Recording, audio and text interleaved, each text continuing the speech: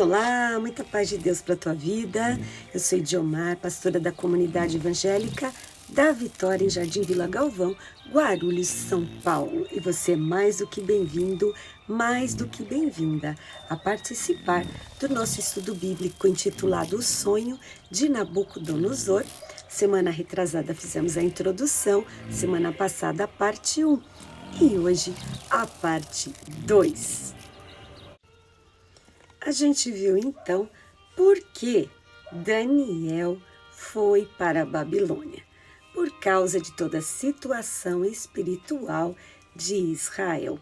O povo se afastou de Deus e o Senhor permitiu então que Nabucodonosor invadisse Jerusalém, destruísse o templo, roubasse as peças do templo, os utensílios da casa do Senhor e levasse lá para a Babilônia na casa do Deus falso. Deus com D minúsculo.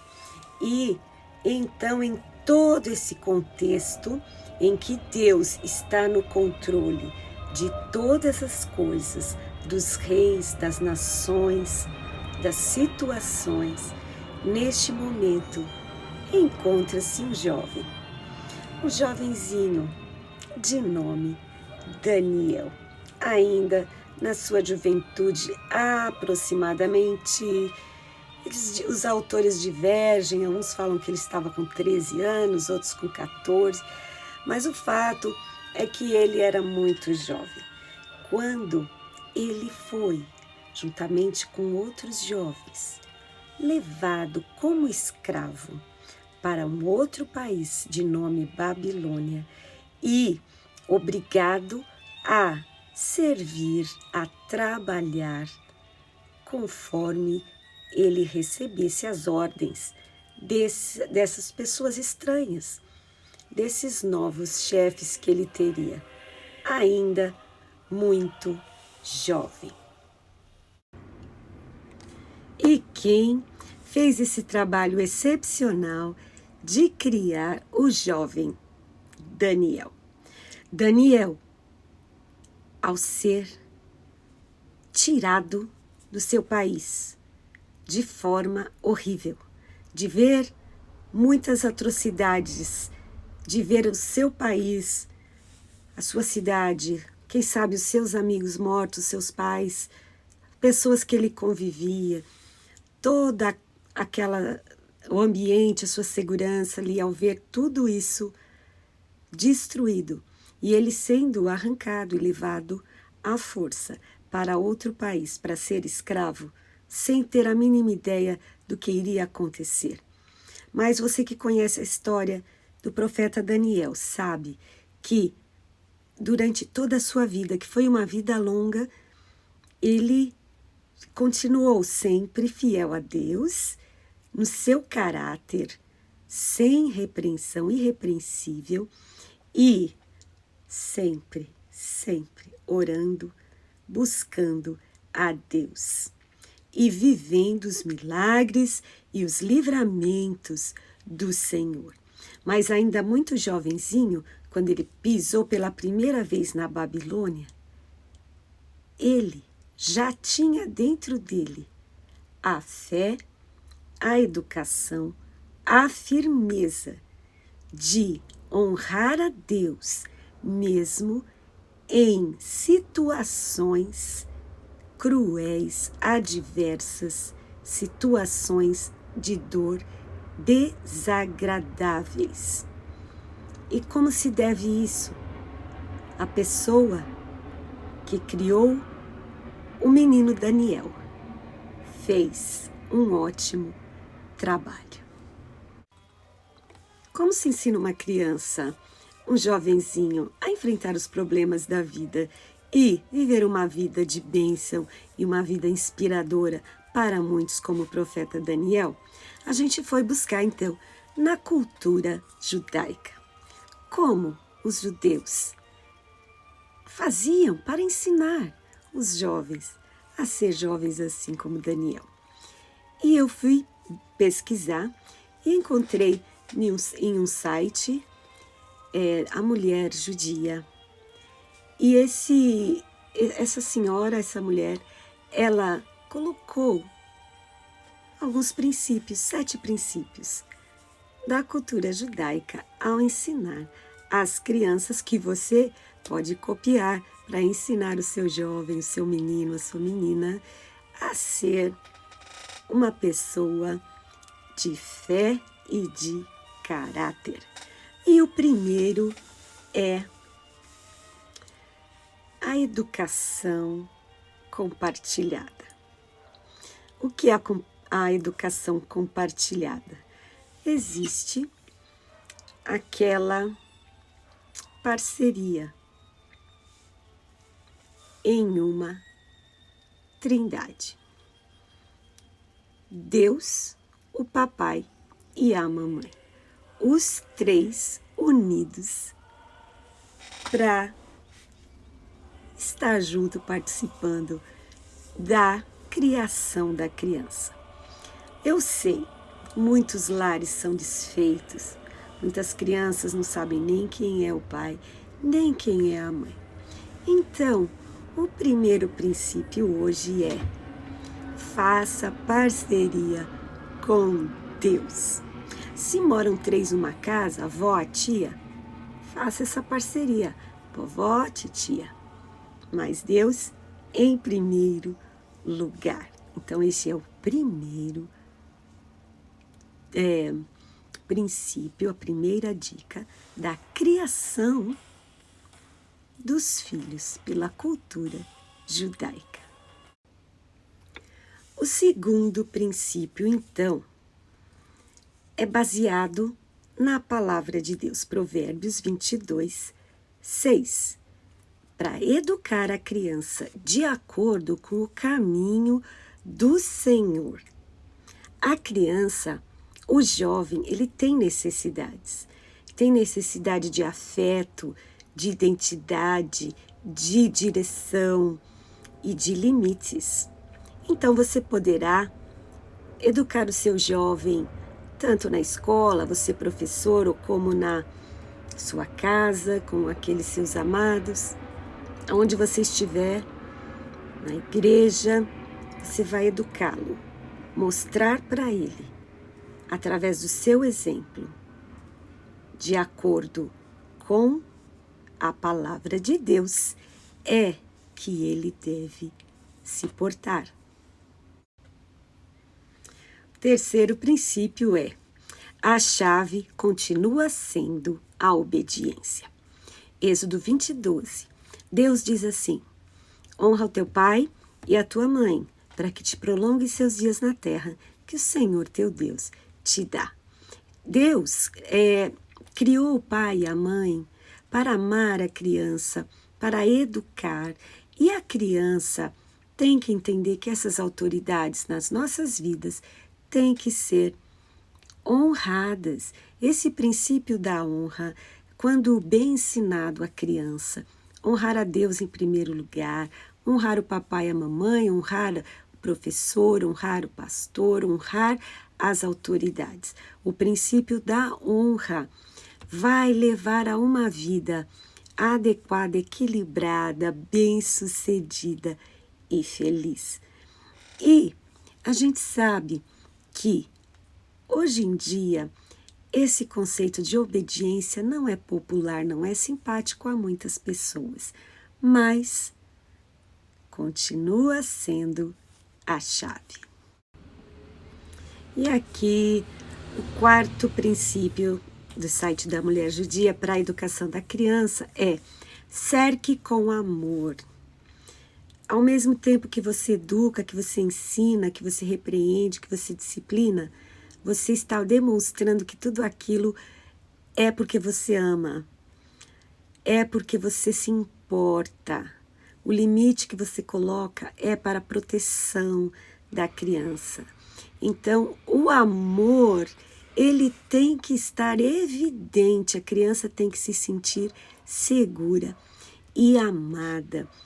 Nos lares onde o papai e a mamãe educam o filho, o respeito que o papai mostra para a mamãe e que a mamãe mostra para o papai, o respeito e o amor dá para a criança uma sensação de segurança. Quando a criança não é criada pelos pais, o que hoje em dia está muito, infelizmente, né, muito frequente em muitas famílias, então as pessoas que educam devem cercar aquela criança com amor, com palavras de incentivo, com palavras positivas, que ela pode, que ela consegue. Se ela falhou desta vez, a próxima ela vai conseguir. Palavras de fé, de ânimo, de incentivo, que ela é bonita, que ela é querida, que ela é amada de Deus e daqueles que a educam. Então, o quarto princípio é cercar a criança, o jovem, com amor. Número 5 é apegue-se aos fundamentos. Provérbios, capítulo 20, versículo 27, diz que a alma do homem é a lâmpada de Deus.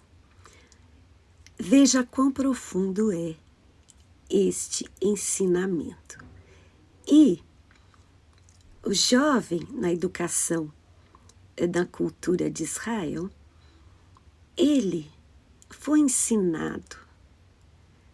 E desde lá do Êxodo, né?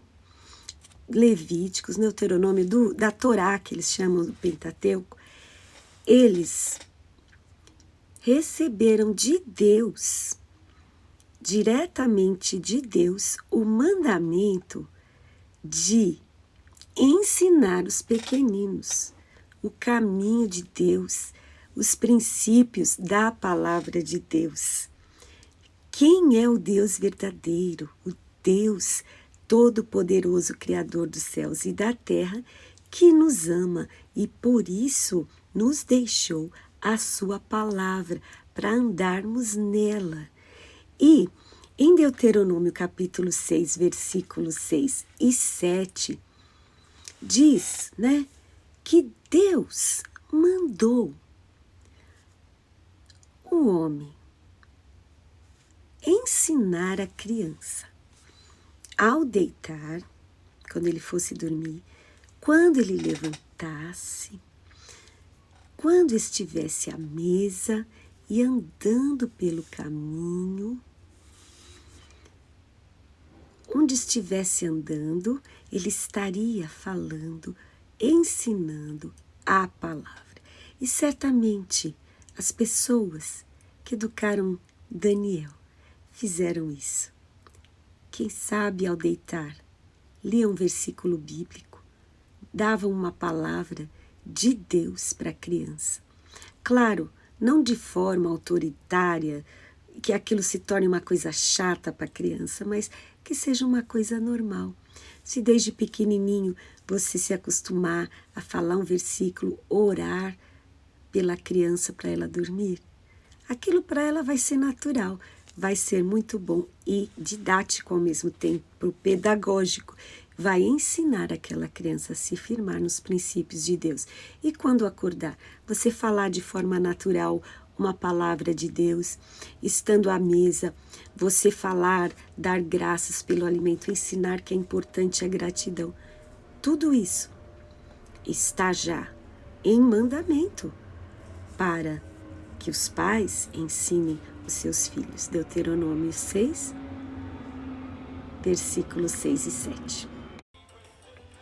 E o número 6 é: seja um mentor. Seja o professor, seja o exemplo, para você criar pessoas maduras emocionalmente, capazes de ter relacionamentos, de formar também uma família no futuro e saber educar, porque ele teve um exemplo. Então, você é aquele que vai ensinar o certo e errado para a criança de acordo com as escrituras sagradas.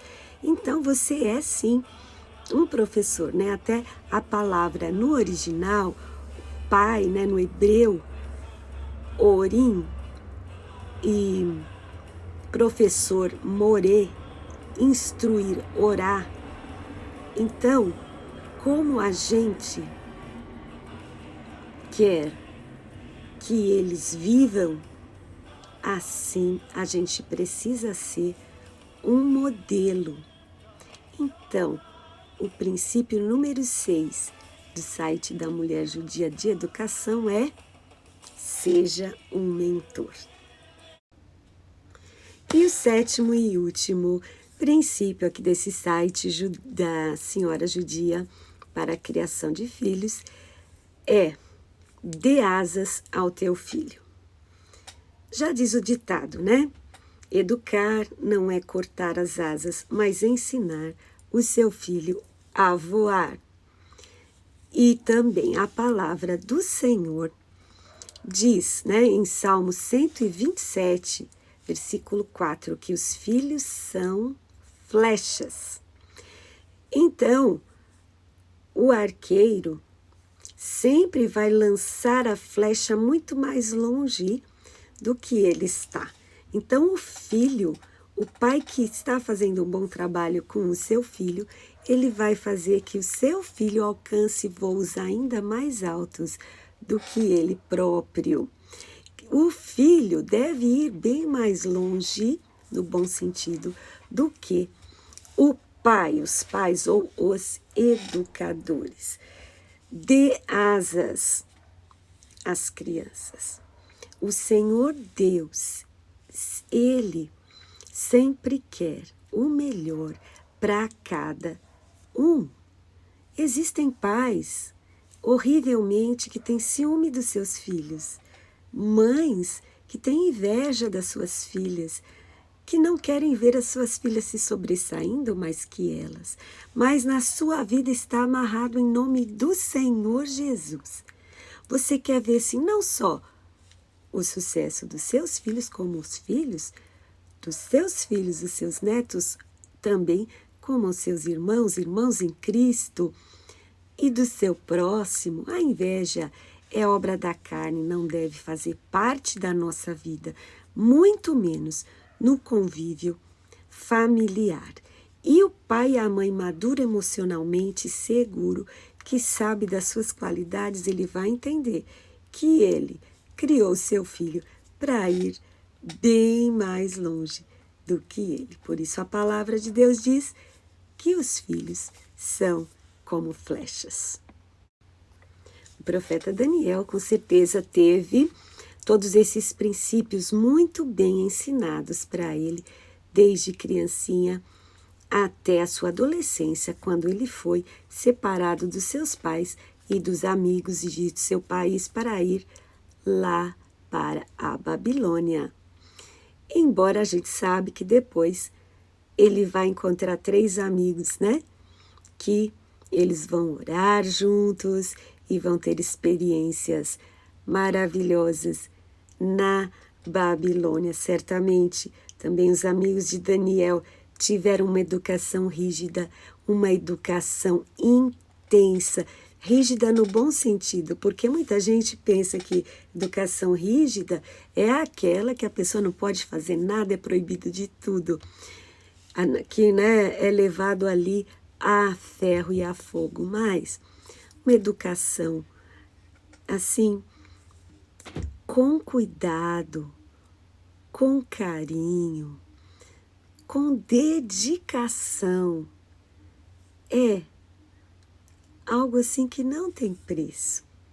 Graças a Deus, os meus pais são cristãos, sempre foram cristãos, e eu pude ter os melhores exemplos possíveis, graças a Deus. Não perfeitos, como ninguém é, mas eu me lembro de muitas coisas que os meus pais fizeram, me lembro com alegria. E sempre eles têm essa preocupação de deixar, tiveram a preocupação de deixar o melhor exemplo possível. E que essa seja a sua e a minha preocupação também, de ser o melhor exemplo para as futuras gerações, para os jovens, embora muitas vezes eles vão se rebelar contra o ensino da palavra de Deus. Mas a gente vai regar o ensino com oração, vai regar o ensino com muito amor e o poder de Deus, poder da fé, do jejum e da oração, vai quebrar esse ciclo vicioso que está na nossa vida, nas nossas famílias. Em nome do Senhor Jesus, pela fé a gente vai declarar que nós vamos ver a salvação de Deus na vida dos nossos amados, dos jovens da nossa era, da nossa época, do nosso país, da nossa família. Nós vamos ver em nome de Jesus jovens que são fortes, são cheios do Espírito Santo e da palavra de Deus, como era Daniel, como eram os amigos dele lá, aqueles 3 da Babilônia. Por quê? Porque alguém investiu na vida desses jovens. Então, o desafio agora é que a gente invista na vida dos jovens que estão próximos de nós, na igreja, na família, na escola, aonde for, com o nosso exemplo, com a palavra de Deus. E um jovem pode sim ser uma inspiração para outros jovens e fazer a diferença, como fez Daniel e os seus companheiros lá na Babilônia. Eu queria hoje, então, repartir com você esse aspecto da vida de Daniel. Você pode estar perguntando o que isso tem a ver com o sonho de Nabucodonosor. Na verdade, estamos dando embasamento até que a gente chegue, então, nesse ponto específico do sonho em si. Mas para você saber como Daniel foi criado e educado a partir dessas dicas de uma mulher judia que é da cultura de Israel, que é a cultura bíblica da Torá. Pense nessas coisas. Até a semana que vem. Deus te abençoe. Muita paz.